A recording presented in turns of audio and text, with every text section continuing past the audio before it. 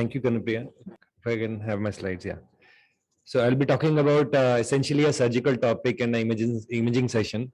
It's about an epicardial echo, but probably imaging is something which influences not even the surgeon, but our management in the post-operative period.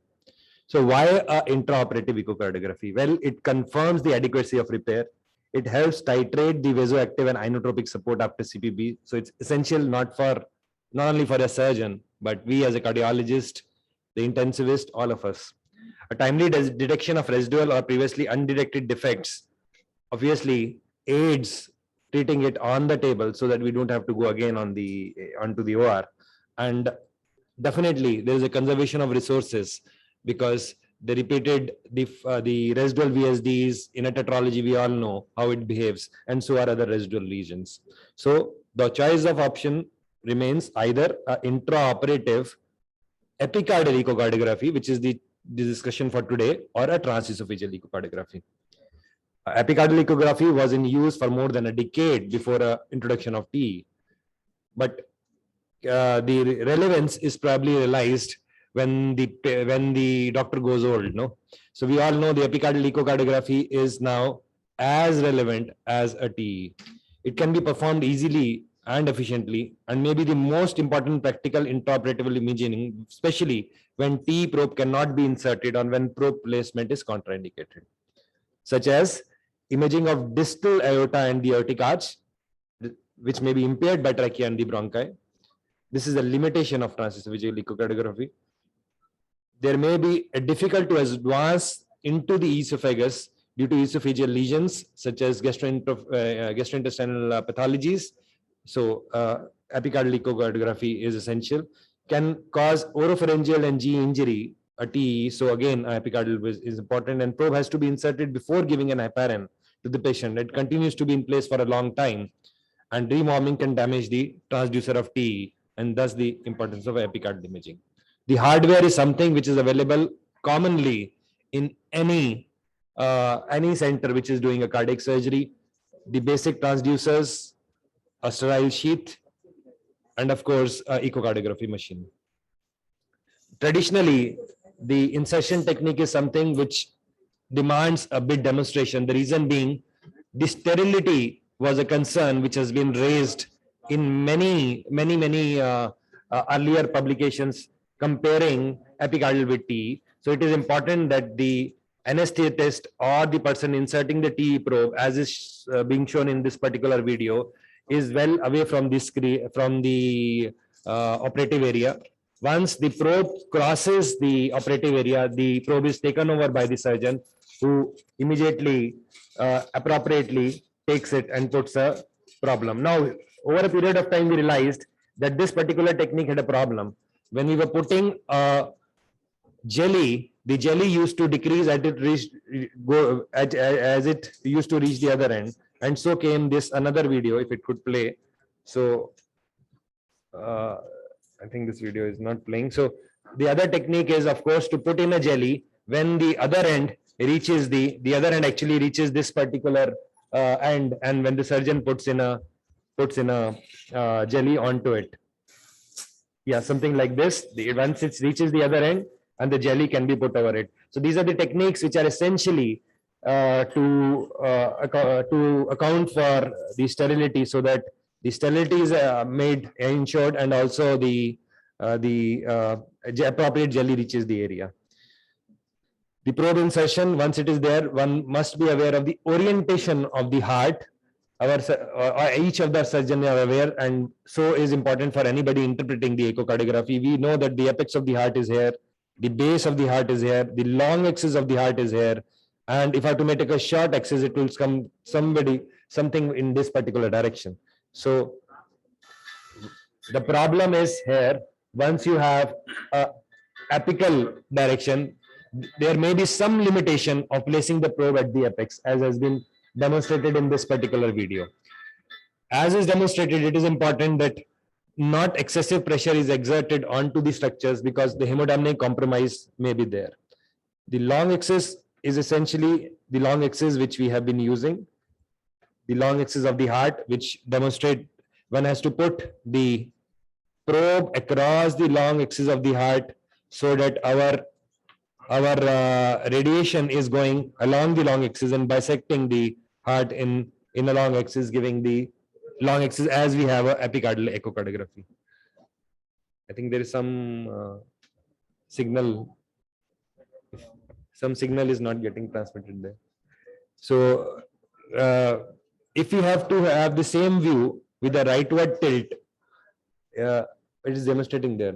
So so if you have the same view with a rightward tilt, it is going to demonstrate the lesions such as pulmonary veins, the supramitral ring, the mitral regurgitations, as has been demonstrated in this particular ecography. A slight rightward tilt of the probe is going to turn my probe in an anterior direction. That means what is going to open up is the tricuspid valve. So once the tricuspid valve opens up, I will be able to demonstrate the tricuspid valve, the tricuspid regurgitation. And this is particularly important when I'm dealing with a post-operative case where I have a RA approach and I've gone through the RA into the RV, and TR, the septal leaflet, is at times getting caught. This is just to demonstrate the same particular thing.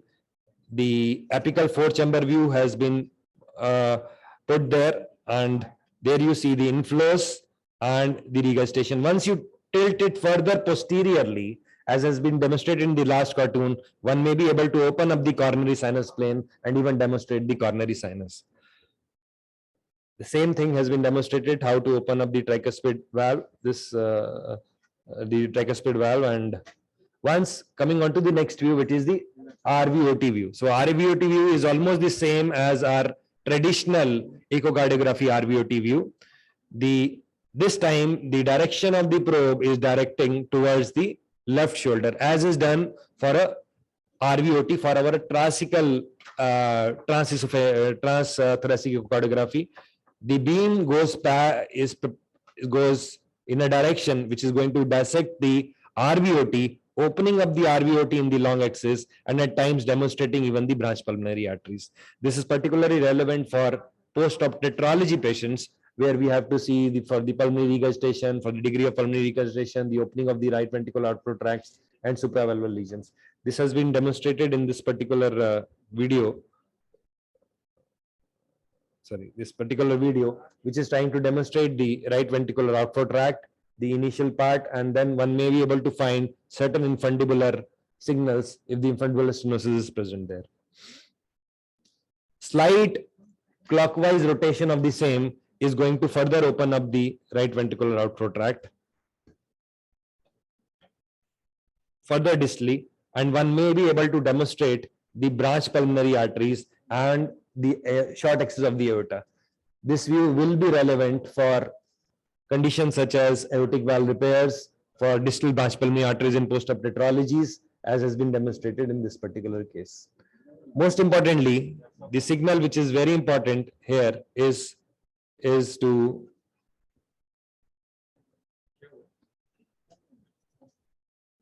Sir, we cannot see your slides. Okay, I'll go to the next view.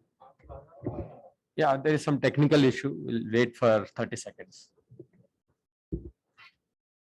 So I think my voice is audible. So essentially, before we go to the next,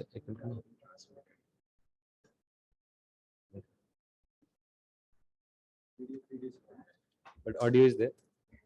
Sorry for the inconvenience. We'll wait for 30 seconds. We'll resume. Since the audio feed is available, the crux of doing a epicardial echocardiography is, for us who are doing a routine transthoracic echocardiography, the views are essentially the same. It is essentially for a surgeon to realize that yes, the views are almost the same, and if I have to put this probe in the same direction, the heart is going to get transected in the same views, and we are going to get almost the same imaging. The other importance is not to exert, please let me know once we are. So the other important thing is not to exert too much onto the probe pressures onto the anterior wall, because most of the time there is a hemodynamic compromise which happens. There is a hypotension which has been observed. The other important factor is at times the imaging. One of the most common factor which we get a feedback from many of the centers is that epicardial echocardiography is not demonstrating the images appropriately. This is essentially because the contact of the probe and the anterior wall is not there, and one needs to have a frequent squirting of the saline to form a layer between the probe and the anterior part of the ventricle, so that there is a appropriate contact and there is no air in between, so that the imaging is appropriate. I'm sorry for the AV problem. I think my voice is going, but the video is not getting transmitted. So questions from the house, they can well put in a questions, or we can have a discussion if we are having some questions. Sir, I have a question. You mentioned that